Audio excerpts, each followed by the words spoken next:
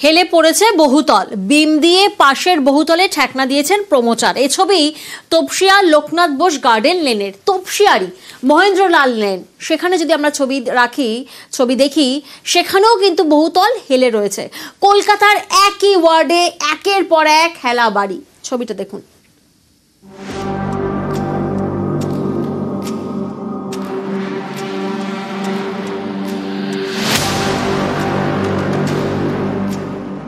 বাঘাযতীন ট্যাংরার পর এবার তপসিয়া, এখানেও হেলে বহুতল, বিপাকে একাধিক বহুতলের বাসিন্দারা।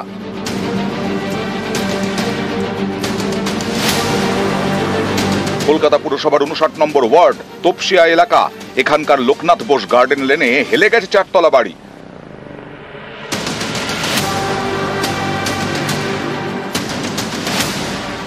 হেলা বহুতলে বিপদ, ঝুঁকি এড়াতে পাশের বহুতলের সঙ্গে লোহার বিম দিয়ে ঠেকনা।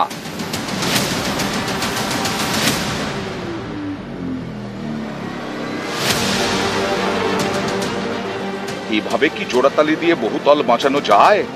বাসিন্দাদের মনে ভয়, ভেঙে পড়বে না তো? এরকম আমরা এসে থেকেই দেখছি। নিয়েছিলেন বলতে আমি কি বলবো, তখন তো অতটা খেয়াল করা হয়নি, এখন যত দিন যাচ্ছে তত। না দেখলে পরে কি আর কিনতাম তাহলে? এখন তো তাহলে সামনে থেকে তো দেখা যাচ্ছে বিম দেওয়া রয়েছে। বুঝতে পারিনি বলেই তো ভুলটা হয়েছে। স্থানীয়দের দাবি 2 বহুতলেরই একই প্রমোটার।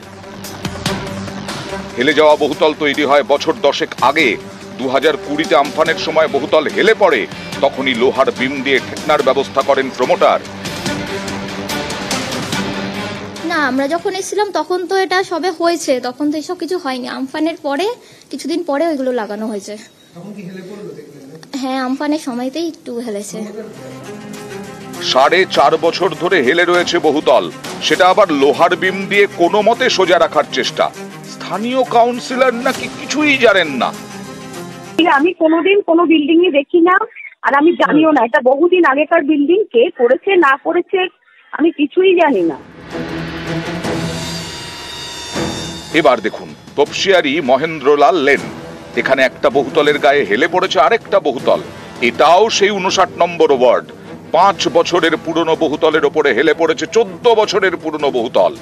স্থানীয়দের দাবি 2 বহুতলই জলা জমির ওপরে তৈরি।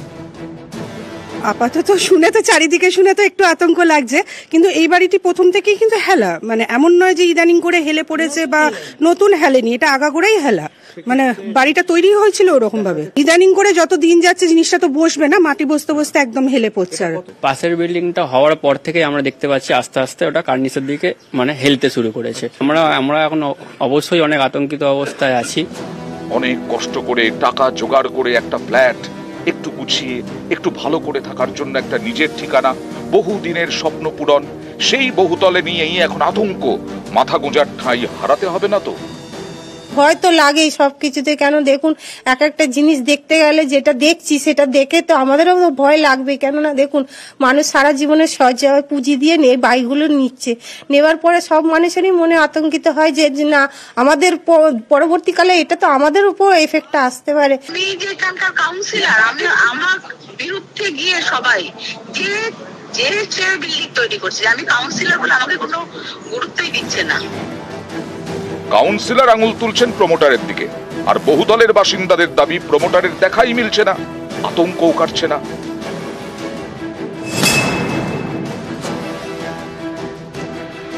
রেরাতে রেজিস্ট্রেশন না থাকলে ইললিগাল প্রমোটারদের কাছ থেকে ফ্ল্যাট কিনবেন না। এটা গভর্নমেন্ট অফ ইন্ডিয়া তাদের রুলস করে দিয়েছে যে রেরা রেজিস্ট্রেশন কম্পালসারি। দেখবেন যে বিল্ডিং এর পেছনে স্যাংশন আছে কিনা, ওই বিল্ডিংটা কর্পোরেশনের খাতায় আছে কিনা। যেরকম চুরির মাল কিনবে, যে চুরি করে সেও যেরকম অন্যায় করে, যে চুরির মাল কেনে তাকেও পুলিশ ধরে। নিউজ 18 বাংলা। কলকাতায় একের পর এক বেআইনি বহুতল হেলে বিপত্তি। ফ্ল্যাট কেনার আগে সতর্ক থাকার বার্তা মেয়রের। রেরাতে রেজিস্ট্রেশন না থাকলে ইললিগাল প্রমোটারদের কাছ থেকে ফ্ল্যাট কিনবেন না। এটা গভর্নমেন্ট অফ ইন্ডিয়া তাদের রুলস করে দিয়েছে যে রেরা রেজিস্ট্রেশন কম্পালসারি। দেখবেন যে বিল্ডিং এর পেছনে স্যাংশন আছে কিনা, ওই বিল্ডিংটা কর্পোরেশনের খাতায় আছে কিনা। যেরকম চুরির মাল কিনবে, যে চুরি করে সেও যেরকম অন্যায় করে, যে চুরির মাল কেনে তাকেও পুলিশ ধরে। এই ক্ষেত্রেও যদি ইল্লিগাল বাড়ি কেউ কিনে থাকে তার নিজের দায়িত্ব, তার দায়িত্ব কখনোই পৌরসভা বা কেউ নিতে পারে না। আর নোটারি করে দয়া করে বাড়ি কিনবেন না, সেটা ইল্লিগাল হবে। ট্রান্সফার অফ প্রপার্টি অ্যাক্টেও সেটা ইল্লিগাল।